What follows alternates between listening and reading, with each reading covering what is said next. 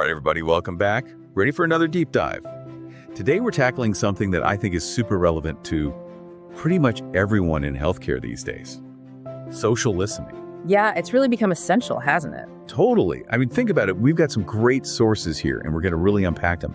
But just at a high level, social listening is basically keeping your finger on the pulse of, well, everything online that's related to your work, your brand, the whole healthcare landscape. It's like having this incredible window into what people are actually saying and thinking, not just what we assume they are. Exactly. Patients, colleagues, even competitors. Yeah. So how can we tap into that? Well, first things first, we got to get the right information flowing to us, all right? And that starts with, you guessed it, setting up some alerts. And the simplest, most accessible place to start, I'd say good old Google Alerts. Yeah. It's free, easy to use. You can set up alerts for, well, pretty much anything. Your name, the name of your hospital or clinic, specific conditions you specialize in. Exactly. So think about it. You're a cardiologist. You could have an alert set up for heart disease, new cholesterol medication, whatever's relevant to your practice. Now, that makes total sense. But here's a question. I mean, wouldn't you just get bombarded with like 1 million notifications every day? That's where the real power of Google Alerts comes in.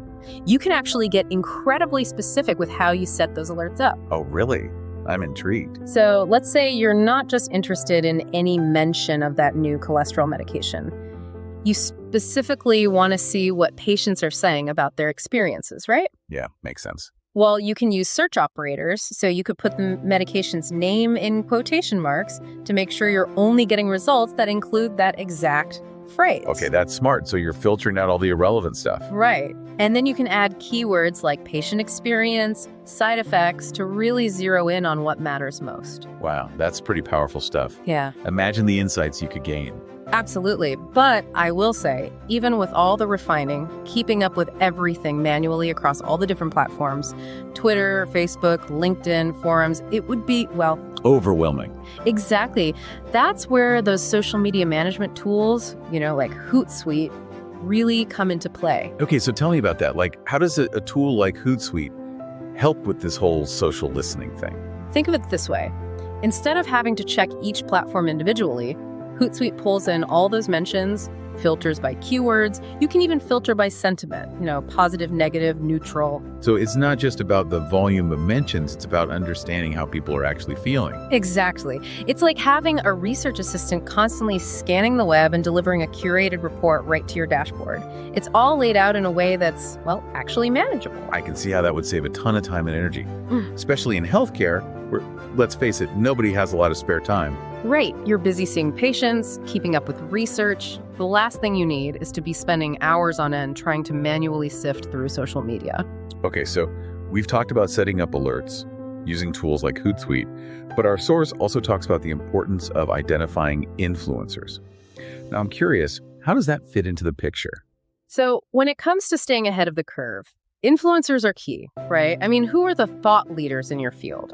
The researchers, the clinicians, the patient advocates whose voices really resonate. That makes sense. Following them can be an incredible way to tap into the latest trends and insights, almost like having a curated feed delivered right to you, cutting through all the noise. So instead of having to attend every conference or read every journal article, you can kind of get a sense of what's buzzing through these influencers. Exactly. Plus, if you're actively engaging with them online, commenting on their posts, sharing their content, that can help you build relationships and even position yourself as a thought leader in your own right. Oh, interesting. Yeah. So it's not just about passively listening, it's about joining the conversation. Yeah. And that brings us to another key point from our source. Hashtags. Ah, yes. Uh-huh. Hashtags, the universal language of social media. And they're not just for trendy topics. Think about niche hashtags relevant to your field, like hashtag healthcare innovation, hashtag telemedicine, hashtag medtech. So I could be a pediatrician and follow hashtag child health or hashtag parenting tips, stuff like that. Exactly. It's a great way to discover emerging trends, see what people are talking about, maybe connect with other professionals who share your passions. It strikes me that using hashtags is kind of like attending a virtual conference, but without having to travel or pay registration fees. Love that analogy. It really is. And just like at a conference, you wouldn't just sit in the corner and listen, would you? You'd mingle, network, strike up conversations. Which brings us to another crucial point, and it's something our source really hammers home: responding to mentions. Yes, social listening isn't just about gathering information, it's about actively engaging. It's about showing people you're actually listening and that you care. Yeah, I mean, think about it. If someone took the time to mention you in a tweet or comment on your post, you wouldn't just ignore them. Exactly. Acknowledge them, answer their questions, address their concerns. That personal touch goes a long way in building trust and strengthening relationships. It humanizes you, right? In this digital world, it's easy to get lost in the sea of data, but taking the time to respond personally, that makes all the difference. Couldn't agree more. And you know what's really exciting?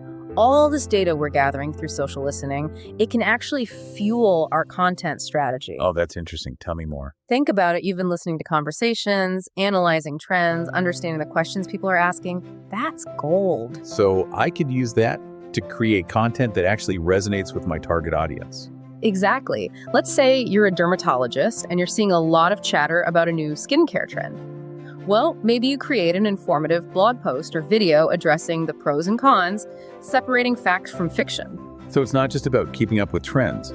It's about leveraging them to create content that's relevant and engaging. I love it. Exactly. You're meeting your audience where they are, addressing their specific needs and concerns. All right, so quick recap.